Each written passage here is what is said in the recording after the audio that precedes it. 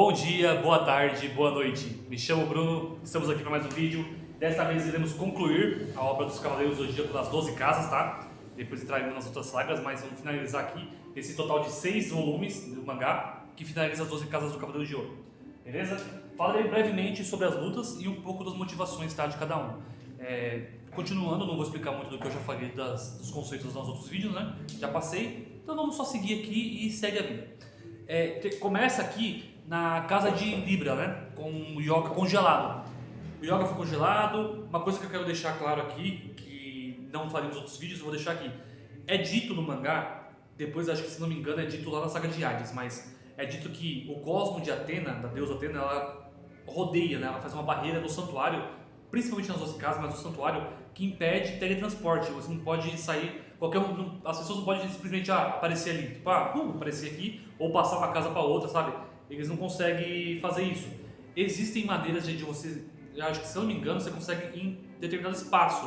Dentro da casa, por exemplo, você consegue transportar de um lugar para outro na casa. Você não consegue atravessá-las, sabe? Então existe uma barreira, mas não é aplicado isso para outra dimensão. Se você, o Saga, por exemplo, ele tem a habilidade de outra dimensão. Ele consegue abrir fendas no espaço, ele consegue transitar entre os lugares simplesmente andando por aqui. E isso é permitido nas 12 casas. O Ikki já fez isso na luta anterior. O Saga fez isso com o Yoga e com o Shun, abriu outra dimensão e enviou eles pra lá. Então assim, tem esse conceito que eu acho meio falho, mas existe ali na obra. Então, se tá ali, pra usar, né? Então tem isso que é importante frisar. O Yoga estava na casa de gêmeos, ele foi lançado na outra dimensão, apareceu na casa de Libra.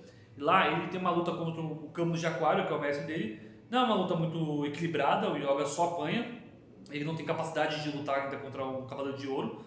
Ele tá aprendendo ainda como que é o nível desses caras. Ele é muito forte, o Yoga é o meu personagem de bronze favorito, né? O Cavaleiro de Bronze favorito é ele. Então, ele tem uma noção, porque ele já teve algumas lutas, né? Principalmente contra o Aldebaran, que ele sofreu um pacto, e contra o Saga ele viu as habilidades. E aqui ele tem uma luta de verdade, diretamente contra o Cavaleiro. E ele já tinha conhecimento do Camus, as técnicas, né? Porque ele é o mestre dele. Só que assim, o Camus lutou um pouco a sério. Ele falou, é assim que é o nível de ouro. Se você conseguir me vencer, você pode seguir que eu não vou impedir. Mas se não conseguir, outro Cavaleiro de Ouro vai te matar. E eu não quero que você morra. Eu quero que você vá embora. Então assim, a luta deles é isso. É o Camus tentando salvar o Yoga e fala, não segue aqui não. Vaza, que você não está capacitado para isso. Então ele faz o possível, o Yoga não respeita isso, fala, não posso ir embora. E só perde. Só perde, esse aqui não tem nem o que falar. O Yoga só perde. Depois disso, chegam lá os Cavaleiros de Bronze, né, que passaram pelo Virgem, chegam lá os três, tem aquela cena do anime do Shun abraçando o Yoga para esquentar ele. No mangá não é tão assim, tá? No mangá o Shun simplesmente senta, coloca a cabeça do Yoga nas suas pernas, né, tipo apoia assim na perna e transmite o cosmo dele pro Yoga, dessa forma. Então é uma cena muito mais simples, vamos pôr dessa forma, muito mais simples, não tem toda aquela carga ali que o anime transmite. Mas ele faz isso pra poder salvar o amigo. Cara, o Shun é muito foda. Ele consegue ser um guerreiro. Ele é um guerreiro formidável, só que ele não quer matar, ele não quer lutar. Ele quer usar o poder dele pra ajudar as pessoas, e não pra atacar. Eu acho isso muito louvável, às vezes meio subestimado, sabe? E também meio inocente, mas é a personalidade do Shun. Eu acho incrível como ele consegue seguir essa filosofia pra tudo, cara, pra tudo. Eu acho muito legal isso. Tanto Next Dimension, isso também é muito aplicado, tá? Muito legal. Então, assim, tem essa parte ali. Aí eles vão pra Escorpião, o Milo dá um couro no Shiryu e no Yoga, no Seiya. Dá um couro, eles não conseguem atacar, não conseguem revidar o Escorpião. E o Yoga chega. Aí a luta do Yoga contra o Milo, não é uma luta equilibrada. Tipo assim, o Yoga tem algumas técnicas que conseguem prevalecer sobre o Milo. Eu gosto muito da técnica restrição do Milo, que ele só usou aqui, infelizmente. Mas ela é uma técnica muito legal e o Yoga consegue neutralizar isso. Eu acho muito legal ele conseguir neutralizar isso do Milo, sabe? Porque o Milo tem um Cavaleiro de Ouro que, sabe a diferença, sabe que ele é mais forte. Mesmo assim o Yoga consegue neutralizar uma técnica de ouro.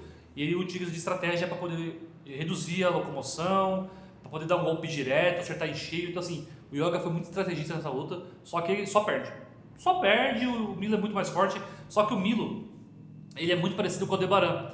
Ele acredita que o santuário faz o bem, só que ele sabe que tem esses boatos ruins. Só que sem provas ele não vai agir. Ele fala, algo que falar é falado, ninguém pode provar. Se você puder provar, eu vou fazer o que eu puder para poder fazer o bem, mas Ele tem que ter provas, e ele não tinha isso. Então ele seguia o santuário porque ele não tinha essas provas, né?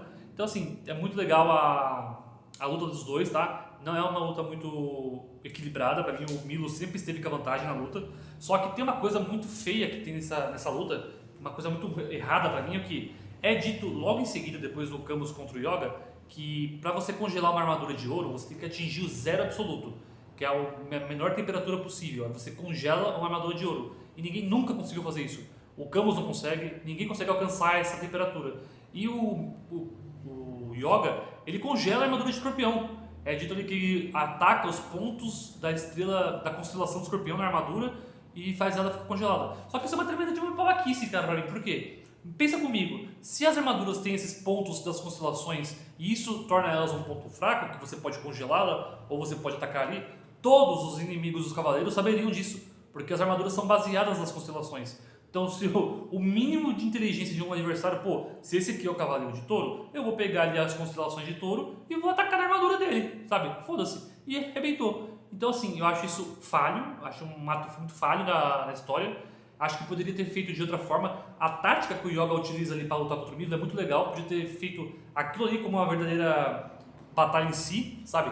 Não congelar a armadura, mas dar o golpe com a precisão do Colodin Smert. Seria muito legal. Mas beleza. No anime ficou legal o Trovão Aurora, que dá um ganchão lá. Puta, coisa linda de se ver. Então assim, o Yoga perde essa luta, só que ele demonstra muita bravura, muito conhecimento, determinação, que é o principal. Ele estava tão determinado a seguir em frente que o Milo, ele é muito amigo do Camus, né? Eles têm uma amizade muito forte. E ele sabia que o Yoga era discípulo, sabia o que o Camus fez para poder salvá-lo. Então ele vê no Yoga essa bravura, essa determinação e fala, cara, você está crescendo, porque seria uma pena você morrer aqui agora. Você é um cara, você é discípulo do meu amigo e, eu tô vendo que você está crescendo, está ficando forte, não vai ser eu que vai te matar aqui. Pode seguir em frente, eu entendi o que você está querendo fazer. Só que assim, ele fala, se esses caras estão tão determinados, tão com vontade de fazer isso, de ir pra cima, alguma coisa tem. Eu vou deixar passar e vamos ver o que acontece. Tipo, essa era a ideia do Milo. Só vamos esperar o circo pegar fogo e vamos ver como vai desenrolar isso aí. Então eu acho assim, o Yoga perdeu essa luta, mas ele conseguiu mostrar pro Milo a sua determinação e o que isso vale muito pra ele. É um cavaleiro muito honrado, o Milo, tá? Aí chegamos na casa de Sagitário, onde a armadura mais uma vez demonstra ter vontade, demonstra tomar ações, onde ela revela aos Cavaleiros de Bronze o testamento de Aiolos, que faz eles ficarem muito determinados, né? Esperançosos, eles se emocionam com aquilo, porque eles souberam da história de Aiolos antes de começar as 12 casas, e eles, o cara morreu para salvar Atenas, se sacrificou, era um cavaleiro muito honrado, e mesmo assim, tipo, morreu. Assim, eles se renovam, eles veem aquele testamento, ficam muito emocionados.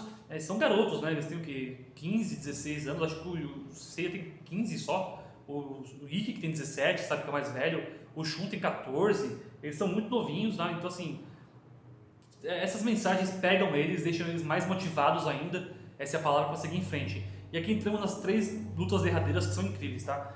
Shura versus Shiryu. Eu não vou falar muito da luta, a luta é bem disparada, né?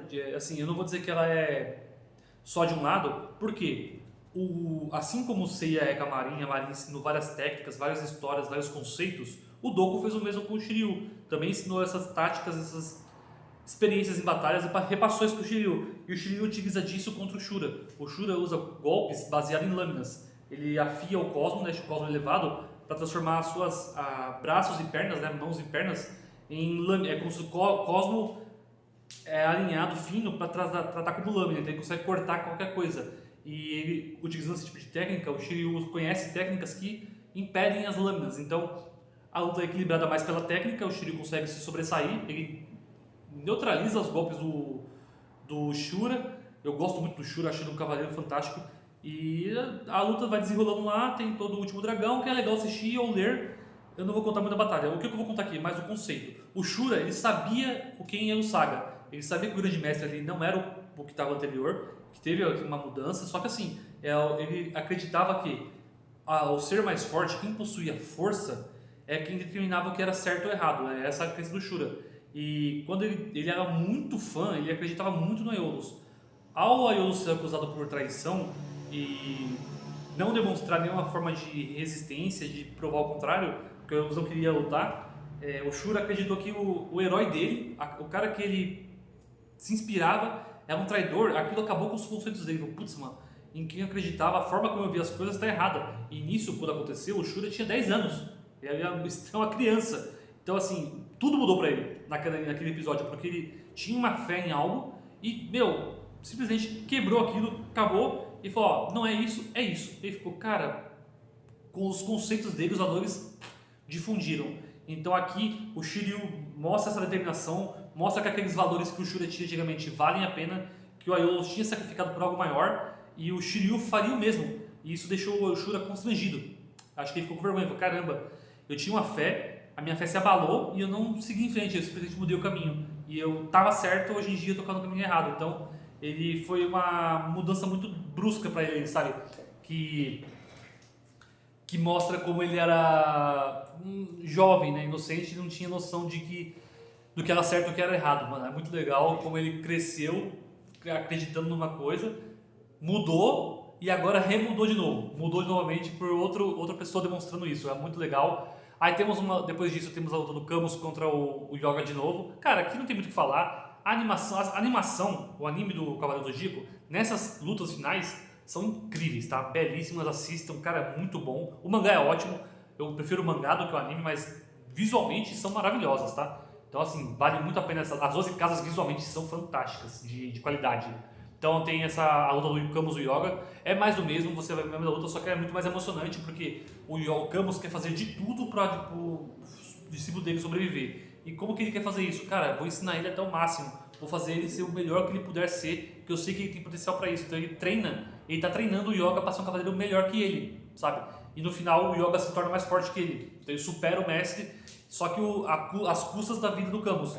Então o Yoga consegue superar o mestre dele, tendo que matar o mestre dele. A ironia da vida, né? A vida tem dessas. Então, não vou falar assim, da hora, a luta é muito bonita visualmente, muito legal. E o Camus, cara, o conceito dele é muito interessante. Ele não tinha uma fé inabalável no Saga, ele sabia que o Saga não era um cara tão bom, tinha alguma coisa errada, só que ele sabia que era o Saga também. Ele seguia o santuário porque ele via que o santuário fazia coisas boas, então ele seguia. Só que assim, ele seguia a vida dele. Ó, eu sou em cima do muro, o Camus é em cima do muro. Eu não tô para um lado, eu tô pro outro, eu só quero que o meu discípulo se torne alguém mais forte, que possa sobreviver e lutar pelo que é certo, ser um guerreiro honrado. Essa é a missão do Camus. E aqui entramos agora numa das lutas que eu mais gosto, Afrodite contra o Shun. Putz, cara, que luta fantástica, porque as pessoas tendem, né, quando eu conversava, falando hoje, quando eu assistia Cavaleiros, que eu assisti primeiro, depois eu li o mangá, era muito aquilo, o Shun é o mais fraquinho, porque ele não quer lutar, o Afrodite é afeminado, porque só pensa em beleza, toda uma questão que tinha homofóbica, né, dos dois, assim, principalmente, e cara, longe disso, assim, não tô dizendo que eles eram não, isso aqui não é o que eu quero falar, isso aqui é deles, do mangá, quem criou que vai definir, eu não tenho nada a ver com isso, eu só quero falar da luta. O Afrodite é um dos cavaleiros mais versáteis que temos, ele tem veneno, ele tem golpe que destrói objetos, né, destrói matéria, cara, é muito forte. Ele tem um golpe que é teleguiado, assim, ele é muito versátil. Tem um conceito que eles introduziram e a gente achou, que eu vou falar aqui logo em seguida aqui deles, né, mas é que eu acho muito legal, mas ok. O Afrodite ele é muito forte, muito apelão, ele mata o mestre do Shun, e o Shun só foi para essa batalha para isso, tá? Toda essa questão das 12 casas, elas têm motivações diferentes, tá? A primeira é o quê? Vou falar uma motivação de cada um. O Seiya é gado, ele só foi pra luta ali porque ele tava gostando da Saori, ele começou a se apaixonar por ela, então ele falou, a menina que eu gosto, vou defendê-la. Simples assim.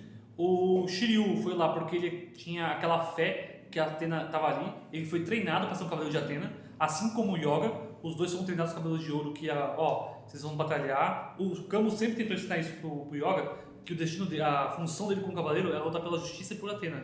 O Yoga tinha as motivações particulares lá da mãe dele, e o Shiryu queria provar isso pro mestre dele, que ele tem muito respeito pelo Doku. Então, os dois lutavam por Athena e eles, se os meus mestres estão aceitando isso, então é esse caminho que eu vou seguir. E o Shun não, o Shun só foi ali porque ele queria se vingar. O mestre dele foi morto por um cavaleiro de ouro, dito para ele pela Juni lá de Camaleão, que foi morto pelo Afrodite, né, de peixes. Então o Shun só foi para 12 casas para tirar papel limpo. Falou assim, eu só vim aqui para bater nesse cara, mano. Eu quero matar o de peixes porque ele matou meu mestre e é o que é o vingança, tipo, ele foi com sangue nos olhos. E o Shun não é assim. Essa é a única vez em toda a obra que ele faz isso, sabe? Que ele demonstra tudo que ele tem. E, meu, o poder do Shun é muito apelão. Ele tem um cosmo enorme.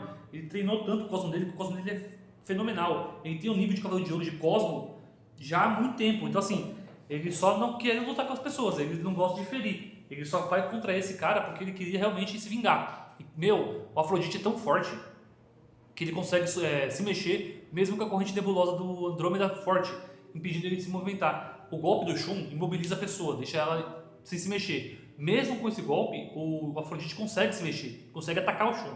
E o Sorento que diga, o Sorento não conseguiu. Mas o Afrodite consegue. E o Afrodite tem uma ideia, não vou falar da luta assim, né? Eles lutam lá, muito legal também. Os ideais do Afrodite. O Afrodite acreditava a mesma coisa que o Shura e o Mascara da Morte. Quem detinha força é o que determina o que é justiça. Só que assim, ele não foi muito abordado, não é muito dito sobre o Afrodite, infelizmente ele só aparece aqui.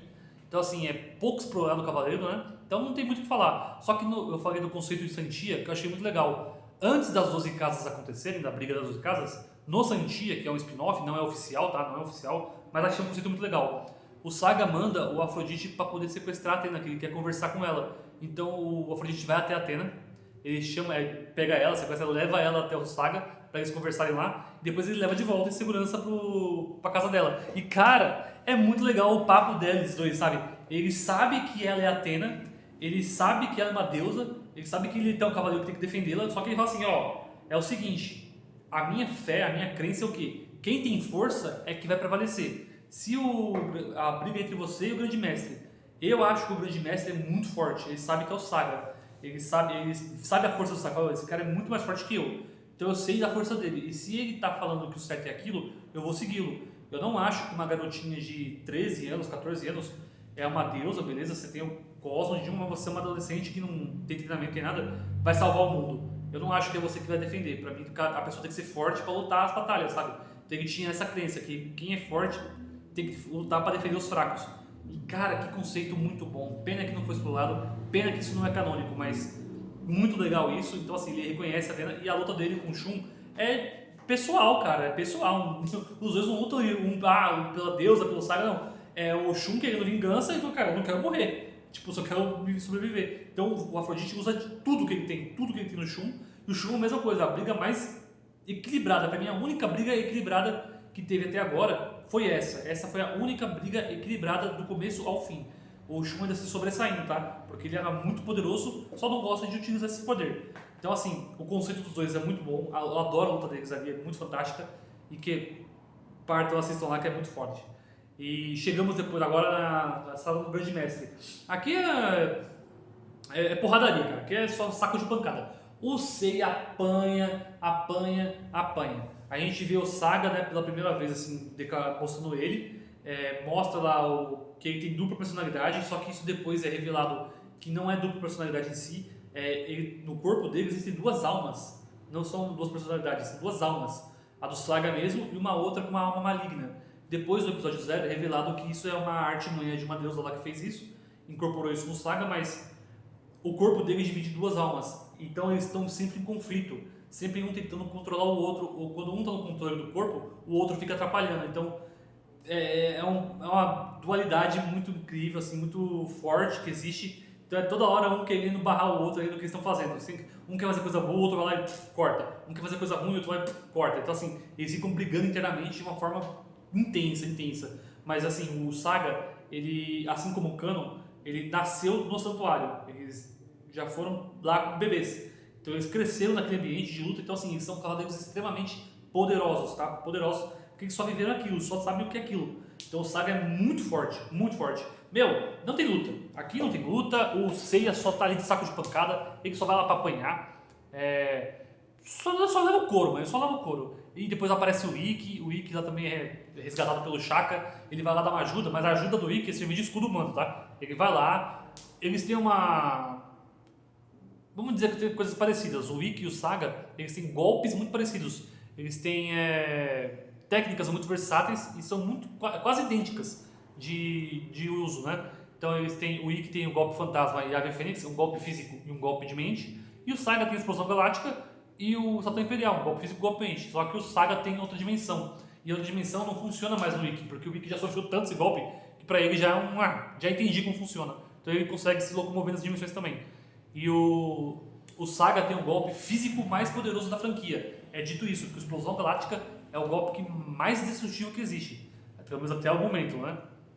E a dublagem brasileira, o cara gritando Explosão Galáctica, eu acho foda. Foda, foda, foda. Eu amo quando ele grita Explosão Galáctica. Muito bom, cara, muito bom. Então, assim, é toda uma luta ali, todo saco de pancada é luta, né? Só apanham, o Seiya e o Ikki só apanham. O Ikki literalmente evapora, ele morre nessa luta. Ele vira pó, o Explosão Galáctica destrói o Ikki completamente, completamente. Então, o Saga só não venceu porque ele tinha essa dupla alma dentro do corpo. Toda vez que chegava um momento crítico em que o mal ia vencer, a parte boa do Saga impedia, conseguia fazer alguma coisa para poder atrapalhar. Então isso deu muito certo pro bem, não posso assim, né? O lado bondoso aí da história. Então o Seiya vai até o templo, pega o escudo de Atena. Aquela coisa que eu achei muito legal, quando o Seiya joga a luz do escudo para salvar a Atena, a luz bate no Saga e ilumina o corpo dele, retirando a alma. Sai o espírito do corpo do Saga. O Seiya vê isso e fala, nossa, o que é isso aí no corpo? Ele vê saindo uma alma do corpo do Saga. Então, ali é muito claro, isso antes do episódio 0, tá? Lá na primeira versão. Depois o Kurumada só deu uma pincelada aí para mostrar o que era, mas já tinha feito isso lá na primeira versão. Então, o Saga tinha 2 almas, mostrado muito claro ali. E quando a alma ruim sai, só fica a parte boa. Finalmente o Saga tinha todo o potencial para exercer um cavaleiro de ouro mesmo, para proteger a Atena, proteger a justiça, porque ele sempre foi um cara bom. A outra alma que impedia ele de fazer as coisas 100% boas, sabe? Então, o Saga, ele é tão... Cara, eu nem sei que palavra usar aqui, eu não sei se... Eu não posso defini-lo como uma palavra boa, assim. Porque ele cometeu atos, né? Porque, quem ou não, era uma outra alma, mas era o corpo dele. Então ele tinha uma culpa muito grande. O cara, tantas pessoas morreram, tantas coisas ruins foram feitas com o meu corpo fazendo, né? Então ele se culpava, falando, não importa se era outra alma, é o meu corpo, então foi eu que fiz. Então ele tinha tanto remorso, essa palavra é boa, ele tinha tanto remorso do que ele tinha causado, que ele não conseguia ver outra saída. Falou, não, ninguém vai me perdoar. Tudo que eu fiz só prejudica as pessoas, então eu não tenho direito de viver. E ele acaba se matando. Putz, é muito legal porque, nossa, o Saga é tão forte que ele dá um socão com armadura de ouro, tá? Ele tá usando armadura de gêmeos, ele dá um soco tão forte no peito dele que ele consegue passar a armadura de ouro, ele consegue matar, furar o próprio coração e se mata, ele se suicida. Mas, cara, ele consegue furar uma armadura de ouro que até no momento não tinha sido nem quebrada. Nossa, cara, o Saga é muito forte. Fisicamente ele é espetacular, assim, de sobressair dos outros, sabe? Então, assim, toda a trilha salva. Toda essa parte de conceito é muito legal. Você vê o crescimento dos Cavaleiros de Bronze, assim, o treinamento deles foi tão forte, tão intenso, que já deixaram eles muito fortes, mas aqui eles põem à prova. As lutas contra os Cavaleiros são muito legais, porque assim, a gente não vê uma questão só de bem, mal, bom, ruim, sabe? Nessas 12 casas, é muito legal o conceito dos valores, como a crença de cada um influencia. Eu acho o Máscara da Morte o personagem muito interessante, porque ele tem crenças justas, tá? Ele age pelo bem dos mais fracos, só que ele é cruel. Ele é um cara cruel. Ele utiliza de força desnecessária ou de formas muito ruins de se aplicar as devidas punições ou atitudes que ele faz. Tipo assim, é sádico. Essa é a palavra. O Máscara da Morte é sádico. Ele gosta de ver as pessoas sofrerem, sendo humilhadas. Mas ele tem um ideal de justiça. Só que o ideal dele é meio distorcido, né? O Afrodite Fantástico, pena que ele não é explorado. Putz, eu queria ver muito essa personalidade dele de estrategista, calmo, racional, que ele demonstra ter. Acho muito legal isso. O Shura também é muito bem explorado. O Camus, pra mim, é a morte mais lamentável que tem aqui, porque ele não lutava por ninguém ali. A única ideia dele, a única intenção dele era fazer o discípulo dele crescer e superá-lo. Poderia ter feito isso sem ter morrido, mas eu entendi a ideia dele, a forma que ele usou para poder fazer o yoga ficar mais forte. É a forma que um mestre dedicado faria. Ele amava o yoga, então ele queria ver o yoga de qualquer forma crescer. Então, é a única morte que eu lamento, assim, tipo, de conceito mesmo, é a dele, porque não tinha nada a ver com aquela briga, só tava ali pra ajudar o discípulo dele. Mas as 12 casas é fantástica. O mangá é muito bom, ele é muito bem escrito, sabe? Tem os seus errinhos aqui que eu tô falando, que eu falei alguns, né? Que não fazem muito sentido ali na obra, mas a animação, cara, das 12 casas, assim, fantástica. É a melhor animação. Tem a do Hades que é muito bonita, mas acho que essa aqui por impacto, sabe? Por impacto ela é muito forte, muito legal, muito bem feita, tá? Muito bem feita. Então o anime pegou muito bem as 12 casas. Não tem que falar. Coisa maravilhosa, é onde eu me apaixonei por Cavaleiros, né? Assistindo o anime, então, sensacional. E depois o mangá, eu entrei no mundo do mangá e foi o primeiro mangá que eu completei. Então eu amo Cavaleiros do Zodíaco por isso. Foi onde eu aprendi a gostar de ler, foi com eles. Vou fazer o quê, né? Faz parte da minha vida, gente. E com isso a gente chega ao fim. Eu não vou falar da história da Natácia, do Yoga lá no Grade Azul. É uma história bem bobinha, assim, mas simples, não tem muito... Não acrescenta quase nada pra história dele, pra personalidade, pra nada. Então, não muda muita coisa. Mas assim, mangá, Cavaleiros, finalizamos aqui as 12 casas, tá? Conversamos um pouco sobre conceitos, desde a Guerra Galáctica, sobre ideais, sobre valores, sobre visão de mundo e tudo que eu podia falar aqui que eu acho que é legal, falei. Estou muito satisfeito com isso. No próximo vou falar sobre Poseidon, que é a saga que eu mais gosto. Vou falar os motivos por que eu gosto, vou falar das batalhas também e de valores aí também que são muito incríveis, tá? Então no próximo vídeo eu falarei sobre eles. Então, com isso eu vou ficando por aqui, finalizando o Cavaleiros do Jogo, as 12 casas, pelo menos, né? Essa primeira parte assim, da saga do Cavaleiros, contra Cavaleiros. Cavaleiros contra Cavaleiros, né? Que é o que tava pegando. Então eu tô finalizando nesse. Adorei ter falado sobre isso. Espero que vocês tenham gostado também. E que na próxima semana entraremos na saga de Poseidon, tá? Eu vou ficando por aqui. Um beijo a todos e até mais. Tchau, tchau!